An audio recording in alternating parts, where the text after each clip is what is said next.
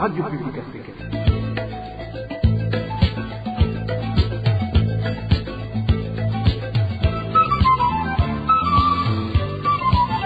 Radio Publique Africaine.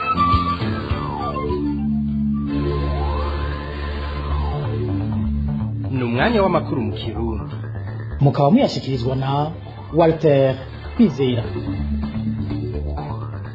Amahoro kuri mwebwe mwese mwahisemwo gukurikira radio RPA ijwi ry'abanyagihugu. Turi ku munsi wa gatanu igenekerezo rya 12 Nyakanga umwaka wa 2025. Kaze mukurikira amakuru mu Kirundi twabateguriye, ariko mu nkundire tuyahere kuri bikuru bikuru biyagize.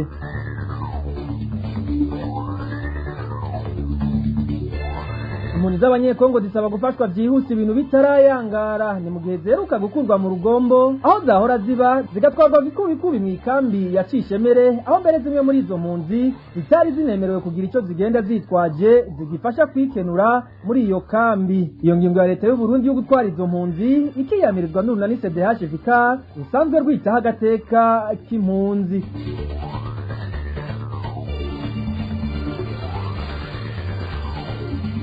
Ikibazo cy'ikena ry'amazi meza kirushiriza kuba kayobera abahinga mu gisagara cya Rugombo, aho mbere abana baza batanguye kuhandurira indwara zitandukanye.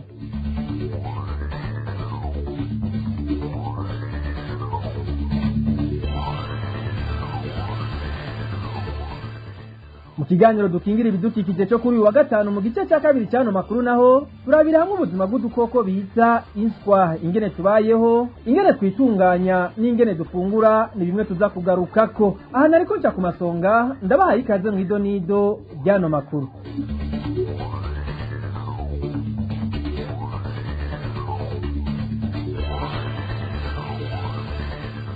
Ndasubiye kubaramutsa duhera n'amakuru muyavugwa mu gisata cy'umutekano. Ubwo n'amakenga birangwa mu banyagihugu bo muri komine Bukinanya n'intara ya Bujumbura kubijanye n'intambara zibera mu gihugu cya Kongo iharanira demokarasi birafise ishingiro. Vyashikirijwe n'urongoye umugambwe CNDD Leonard Nyangoma asigura ko ibiriko bibera muri ico gihugu bishobora kugira ingaruka mbi atari mu Burundi gusa ariko no mu karere k'ibiyaga binini.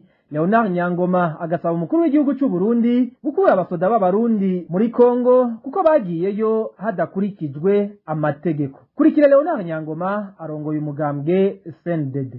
Abanyagihugu cyane cyane bo mu Cibitoki barafise ubwakenga, barafise ubwoba. Sibo bonyene gusa intara yose ya Bujumbura ihana urubibe n'igihugu ca Kongo. Bagomba twoshika no kure no mu bihugu mu karere kacu. Abanyagihugu barafise amakenga, barafise ubwoba kuko imvano irashobora gutandukira akarere kose. Birumvikana bavuga mu Kirundi bati ingoma yagukanzira umurwa hubwa.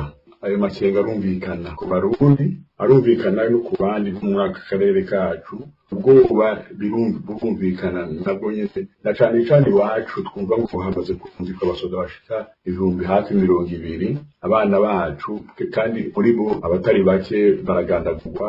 Birumvikana ko abanyagihugu bagira ubwoba. Ikibabaje kandi ajya ingwano y'uko kigira kigiye mu mvano koko kibanza kumviriza abantu abanyagihugu biciye mu namashinga amateka, ariko namashinga amateka zikusenzi ari namashinga amateka ko kuserukira abanyagihugu kutoserukira imiryango gusa. Ubumviriza abanyagihugu abo basoda kandi ukavuga impamvu yirure kure ingabo mu gihugu n'ingingo ihambaye cyane. Kurungika ingabo hanze kuvanira ibikindi gihugu haba hariho bituma vyumvikana ukabisigura, ariko byo yewe naho ndabibona ntaho bigeze babisigurira. Kandi turumva yuko n'abasoda batari bake bidoga kubera batazi ico bagiye kugwanira nde. Ariko gituma no hano ibihugu byo mu karere na cane cane Uburundi kuvayo utahuka n'inzoga zabo barungitse hariya bagakora ibishoboka byose kugira ngo ingwano y'Kongo ihagarare ntitandukire akarere kose. Uyo yari Leonard Nyangoma aramutse umugambwe CNDD. muyavugwa mu gisata c'impunzi naho impunzi z'abakongomani zahunze intambara zibera mu buseruko bwa Repubulika y'Intwaro Rusangi ya Kongo zerutse gutwarwa ku nguvu mu ikambi ya Cishemere ku munsi wa kabiri zikuwaho zaba mu gisagara ca Rugombo ziratabaza zisaba gufashwa bivanye n'ubuzima zirimwo butoroshe. Izo mpunzi zatwawe ku nguvu Cishemere n'abapolisi be n'abajejwe intwaro, zimwe muri zo zikavuga ko zitanemerewe no kugira ico zitwaza cyo kuba ziribeshejeho kandi harimo n'abatandukanye n'imiryango yabo. Ino nkuru tuyibaze Eloge Divin Remesha.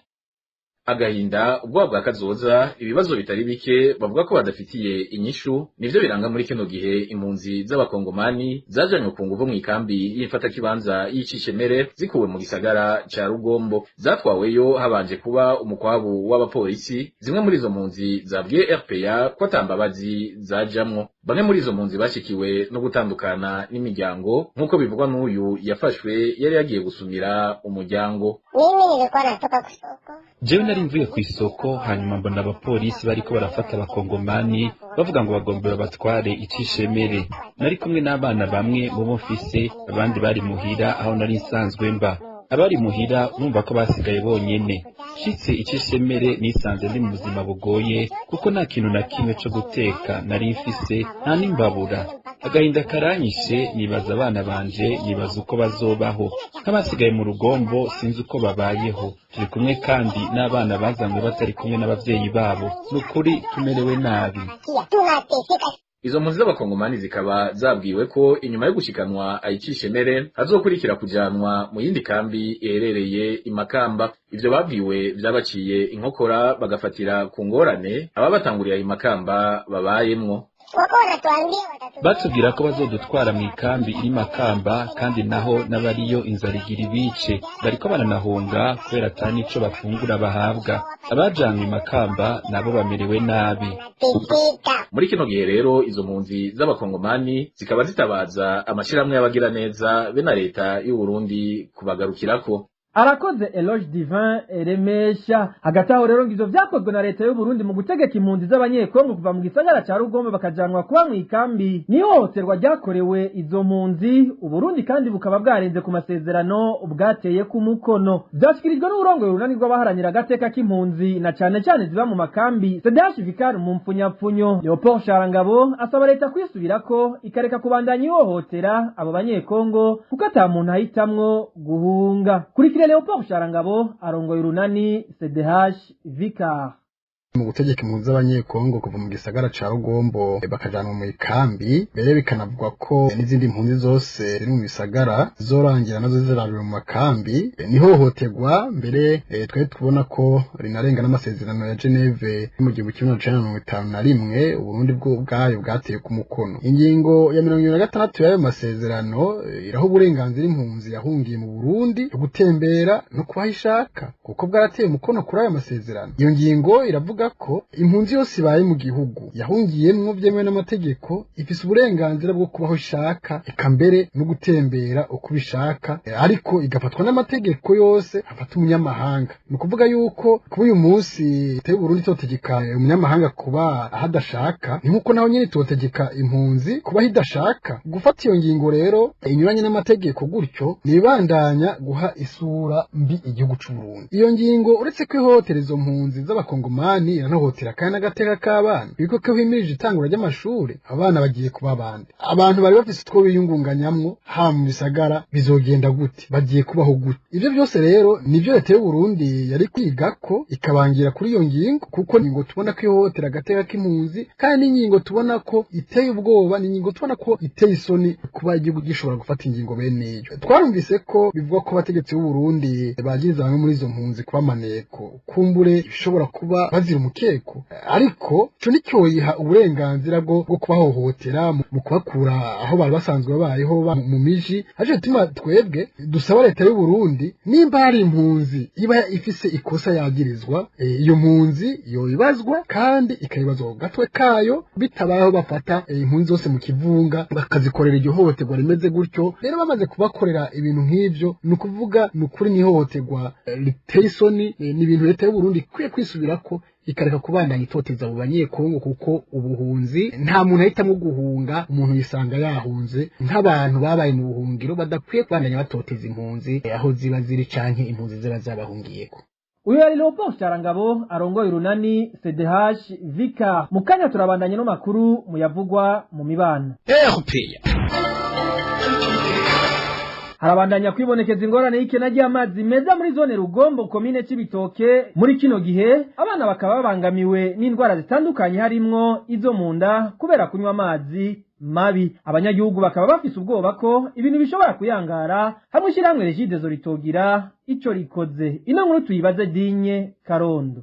Iryo kana ry'amazi meza mu Rugombo rirateye ubwoba abanyagihugu kuko uko bagira bikora ku mazi yo mu migende ivomera imirima nkuko amasoko yacu abitwiganira ku iyo migende naho nyene kubera ubwishi bw'abantu bahahurira ibintu ntibiba vyoroshe kuko usanga hari imishamirano hagati y'abamesera impuzu zabo ngaho n'abaje kuvoma amazi batahana gukoresha mu mihana iwabo. Tugumase ko turashwana imiseru bariko batamo tukavoma uko nyene turi mu buzima bubi. Aha muri dogo jewe natanguye kubona twavomye amazi yo kuvomera irengarenga amabomba ataraza ariko kugeza uno munsi twitwa ngo amabomba arahari n'ugifite ikibazo c'amazi kandi barashinze amapoto y'amabombo. Nkuko amasoko yacu abandanya bimenyesha ayo mazi mabi bakoresha yatumye abana bayanywa bagwara ingwara zo mu nda aho hari abacibwamo canke bakavyimba inda. Nukuri turarushe turagowe abana basigaye banywa amazi mabi abana bahindutse baheshe imishatsi baciwemo dusigaye twogesha amasahani bizi bibi ugasanga turiko turarya indya zitekeshejwe n'amazi atemba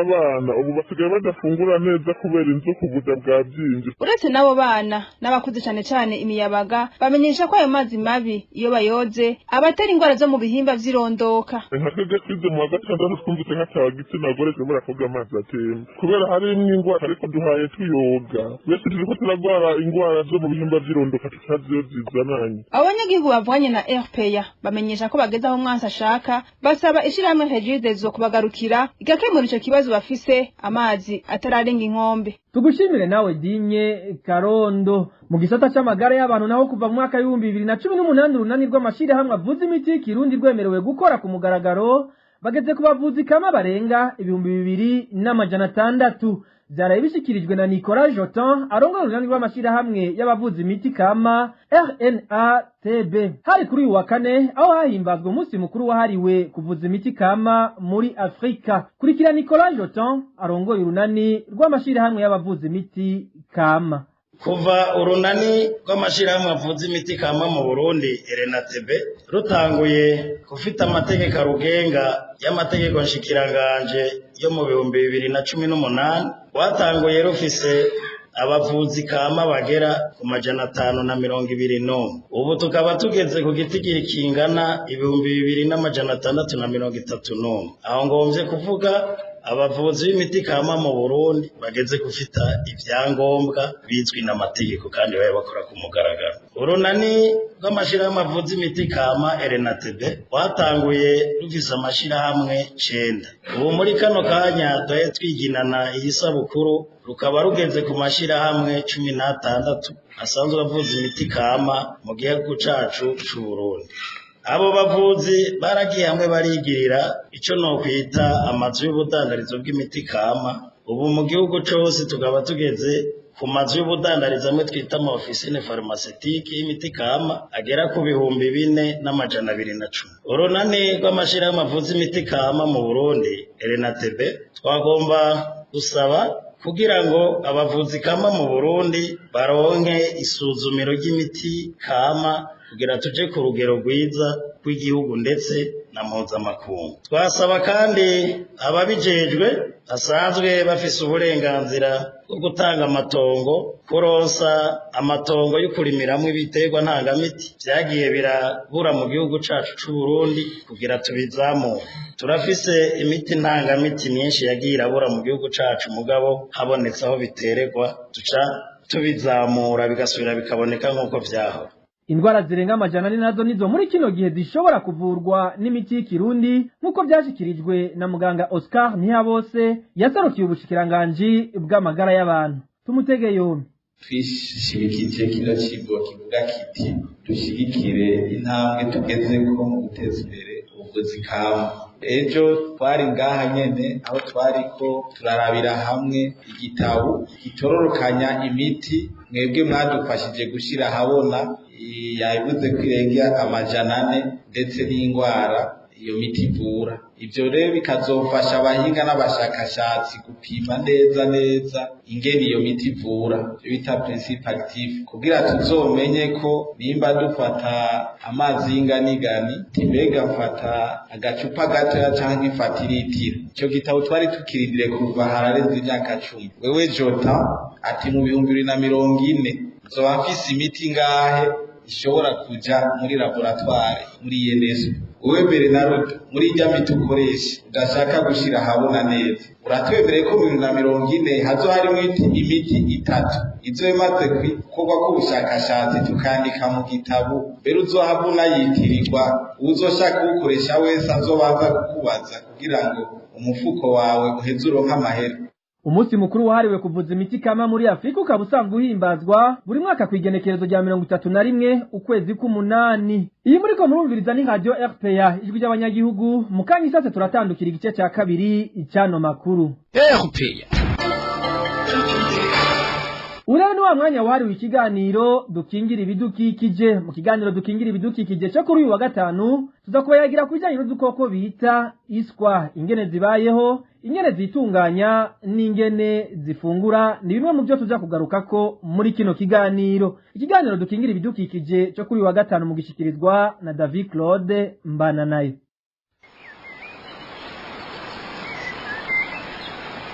Dukingira ibidukikije. Dukingira ibidukikije ni ikiganiro gihamagarira abanyagihugu bose bisata bitandukanye kumenya ko ibidukikije ari byo soko ry'iterambere n'amagara meza ku bantu no ku binyabuzima. Ikiganiro dukingira ibidukikije mugitegurirwa mukagishikirizwa na Radio Publique Africaine ijwi ry'abanyagihugu.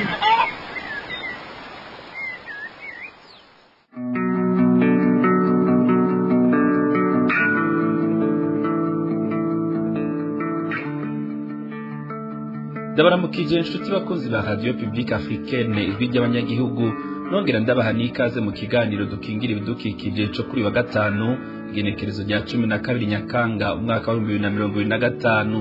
Mu kiganiro cy'uyu munsi tugiye kurabira hamwe udukoko bitiswa dusanga mu ntara z'igihugu zimwe zimwe z'uburimyi, tukavuga nka Komoso, Buragane n'ahandi. Iswa rero zikaba ziri mu migwi ibiri nk'uko tubishikirizwa n'abahinga mu bidukikije. Mbega utwo dukoko bitiswa tubayeho gute, twitunganya gute, irondoka ry'utwo dukoko ryo rimeze gute, mbega zifise akamaro kahe mu buzima bw'abantu? Ngivyo ivyo tugira turabire hamwe mu kiganiro c'uyu munsi, aho tuza kuba turi kumwe n'umutumire akaba ari n'umuhinga mu bijanye no gukingira ibidukikije. Ikiganiro cyo kuri wa 12 Nyakanga umwaka wa 2025 kugishikirizwa na David Claude Mbananayo.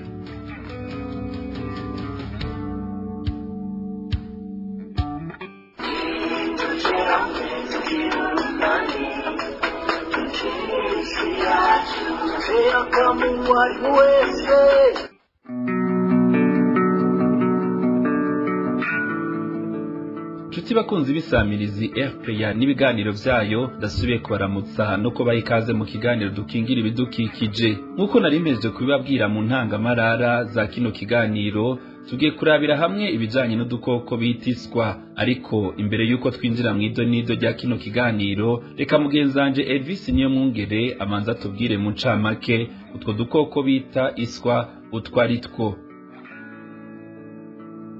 Iswa ni udukoko duto duto tutamenyerewe cyane mu Burundi, dufise amababa kenshi ugasanga twirabura. Utwo dukoko tukaba rero turi mu mugwi w'udukoko bita termite mu rurimi rw'igifaransa. Uwo nawo ukaba ugizwe n'umugwi w'izo bita termite consommable arizo bita iswa, n'umugwi kandi w'izo bita no consommable arizo bita imiswa. Mu Burundi utwo dukoko bita iswa tudusanga mu ntara zimwe zimwe z'uburimyi, aha tukavuga nka Kumoso, Buyenzi, Buragane na Himbo. Utwo dukoko bita iswa tukaba turibwa kuko dufise insanganyangaburo nyinshi nk'izo mu mubiri. Iswa rero ziranashorwa mu masoko zikavamwo amafaranga. Utwo dukoko bita iswa tukaba tungana kenshi hagati ya santimetero 1 na santimetero 2. tukaba twigabuye mu migwi aho umugwi wose uba ufise igikorwa cawo ujejwe.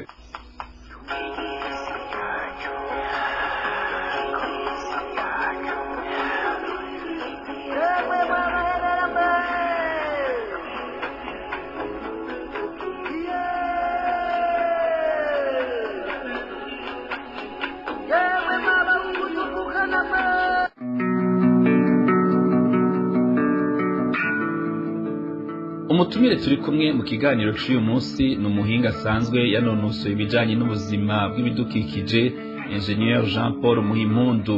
Aha atangura tubwira ibijanye n'irondoka ry'utwo dukoko bita iswa n'ingene twitunganya bivanye n'imigwi yatwo.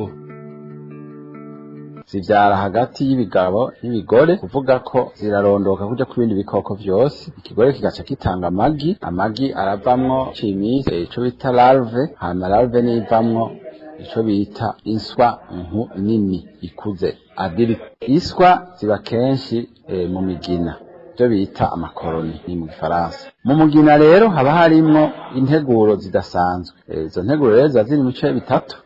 Harabaho ico bita mugina hagati harabamo icari rero kibamwo umwamikazi n'ikigabo n'abajene bakiri bato abana.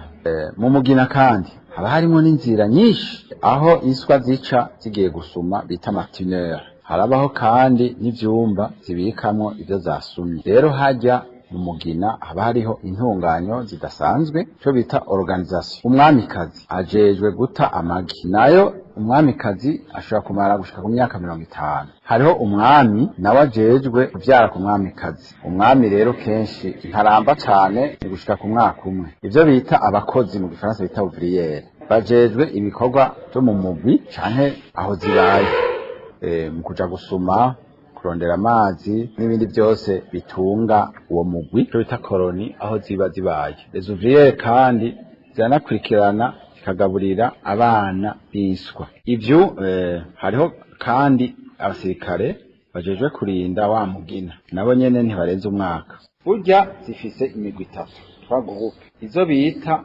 macrotherme rotolensis, hari nizo bita microtherme SSP, hari nizo bita odontatherme SP. Iyo migwi itatu rero niyo dusanga ngaho iwacu. Zimara rero igihe bivuye nico zikora. Nk'izo bita abakozi les ouvrières zimara hagati y'umwaka n'imyaka 3. Izo bita abasirikare zimara hagati y'umwaka n'imyaka 2. Umwamikazi wewe twavuze yuko ari hagati y'imyaka 10 na 50. Hanyuma ibigabo bimara hagati y'umwaka umwe n'imyaka 3. Uwo muhinga mu bidukikije Engineer Jean Paul Muhimpundu arasigura kandi ingene iswa ziboneka n'ingene zitegurwa kugira abantu bashobore kuzifungura. Aha aragaruka kandi no ku mugenzo bita gukomanga iswa canke ubunyabobo. Kenshi na kenshi iswa bavuga ko zirara ni hagati y'ukwezi kw'icumi na 11 kwera imvura kenshi aba ari nyinshi, niho bavuga ngo zaraze. Iyo zabonetse rero bavuga ngo gukomanga iswa canke ubunyabobo bivana n'intara. Iyo rero umugina waraze rero baca bahafuka bakahubakira uduti nk'akazu hejuru ya wa mugina, hanyuma barafata inkono canke ikindi cyose kiri muri plastike bagafundikira wa mugina. Zanswa rero iyo zaraze zica zitondera hamwe hejuru, abantu bakaza bayora bashira mu nkono bashira muki ahantu hose ushobora gufundikira kugira ntiziguruke. Barazegeranya mu kintu hanyuma bagafundikira. Ziribwa nka kurya kutundi tuntu mu Gifaransa twokwita amizge. Barazikaranga ya mababa agashavako, zisigara ziyagayaga nka kurya womengo bazikaranze, ariko ntibaba bazikaranze, ni ibintu vy'ibivutavuta biri muri zo bica bisigara bimeze nk'amavuta. Rero bazijya kurya barya ivyema nk'uko bamwe babivuga. Burya benshi bazironkamo amafaranga atari make kuko ziragurishwa, mbere no mu isoko barazigurisha. uwo munyagihugu yahora abura hari itoborera canke nyine agatinya no kuritobora kubera gutinya umutura k'umutwe butaratamanzura iyo yiteye mu ngundu y'igitoke canke iyo yisakiye mu gisaka aho naho atari karakinjakinja mu mukenkekenke ukamuha imikoro akabona kwikora mu gahogo.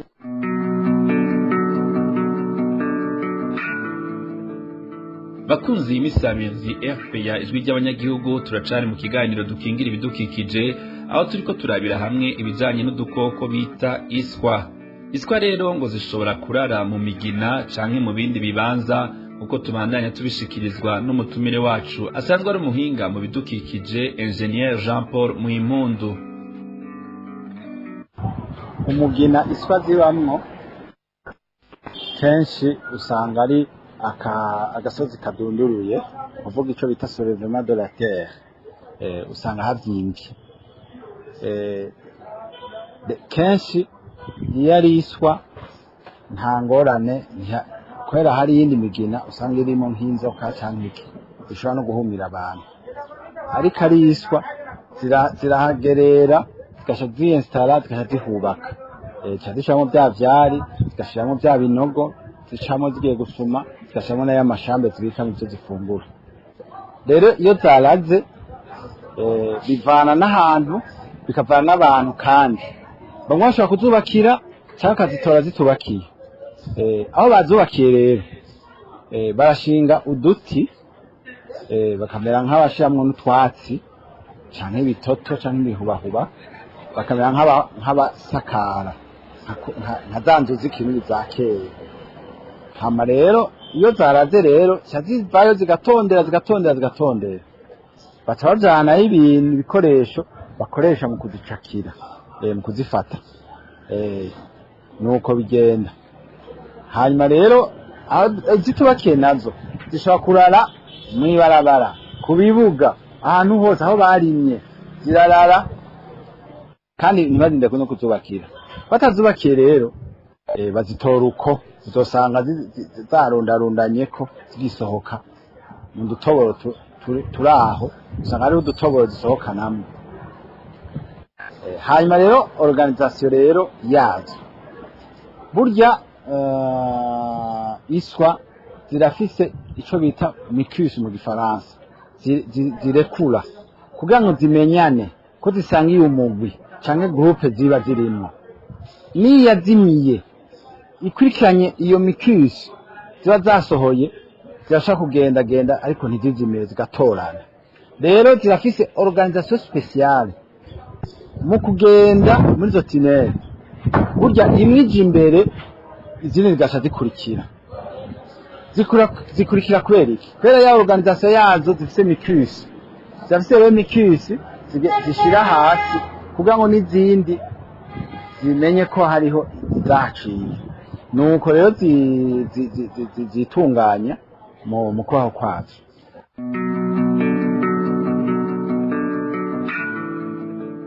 Engineer Jean Paul Muhimpundu asozera asigura akamaro iswa zifise ku magara yacu eka mbere no mu gukingira ibidukikije ari naco gituma asaba leta gukingira utwo dukoko kubera akamaro katwo. Kuvuga rero akamaro kazo abazizi canke bazifungura nukuri zirimo indemamubiri nyinshi zirinda indwara cyane cyane zijanye no gufungura nabi bita malnutrition mu Faransa. Ziravamo rero n'amafaranga kuko abazifashe ari nyinshi bazigurisha bakikenura bagakuramo amafaranga. Igihugu naco bazishoye mu isoko canke hehe bazikuramwo amatagisi ya komine.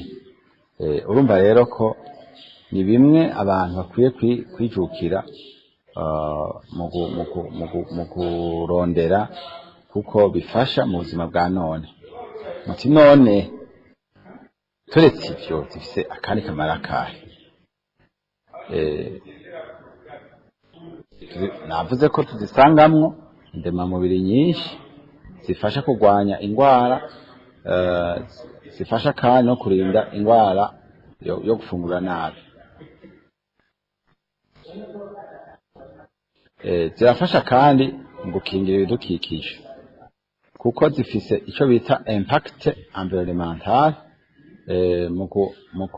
mu kuvangavanganya bijya vyatsi kugira ngo bibe imborera hama zifashe mu kugarukana akanovera k'isi. Abazidandaza barazi neza ko ikiro kiri hagati y'ibihumbi 10 na 15. Burya udukoko twose uko tuba tumeze kose turafise akamaro kuvyerekeye ivyo bita mu Gifaransa équilibre écologique. Iswa rero kenshi na kenshi ntaho tumba ngo zironona, zibera muri mugina zikarya ivyatsi, ntizirya ibiterwa canke ibindi birimo. Kubera ko zifise akamaro ntangere ku bantu no ku gihugu, leta y'u Burundi yofasha mu kuzikingira no mu gukingira imigina, mu kwihaniza cane cane abasambagura irya migina yazo, kuko batabikoze buke buke wosanga ya migina yarahonye, hanyuma abantu bagahomba sandema mubiri na ya mahera bazidandaza. Ni bimwe mu butunzi abantu benshi bataba bazi, ariko buke gukingirwa. Nico gituma twosaba leta gushiraho imigambi itomoye, harimo niyo gukingira izo swa. Tuti bakozi ba Radio Publique Africaine ijwi ry'abanyagihugu, ni ikiganiro dukingira ibidukikije cyo kuri wa gatanu igenekerezo rya 12 Nyakanga umwaka wa 2025 kigarukiye. Shimire mwebwe mwese mwari muduteze yompi, hamwe n'abagenzanje bo mu gisata c'ibidukikije bamfashije gutegura kino kiganiro. Nongere nkengurukire umuhinga mu bidukikije Engineer Jean Paul Mwimpundu, yari umutumire wacu muri kino kiganiro c'uyu munsi. David Claude Mbananayo nabashikirije kino kiganiro, nabandabike banuye ndabifuriza kuroranirwa mu banyi no mu vyanyu, naho ubutaha. Cari kiganiro dukingira ibidukikije, kiganiro mutegurirwa mukagishikirizwa na Radio Publique Africaine ijwi ry'abanyagihugu ku minsi yose ya gatanu. Tugushimire nawe Mbananayo David Claude ku kiganiro uhejeje kudushikiriza. Nino ngaha dusozereye ano makuru ya Radio RPA ijwi ry'abanyagihugu twari twabateguriye yo kuri rigenekerezo rya 12 Nyakanga umwaka wa 2025. Ishimire mwebwe mwese mwari muduteze yompi, abakozi n'abagenzanje bo mu ruganda rwo kumenyesha amakuru bafashije kuyatororokanya, banakenuye abahinga b'ivyuma bakoze uko bashoboye kugira no majwi abashikire atankomanzi. Nanje Walter Kwizera nariko ndabashikiriza, ndabike bantu ndabifuriza kururanirwa mu banyi no mu byanyu. Imana ibandanye irinda Burundi n'abarundi, naho ubutaha.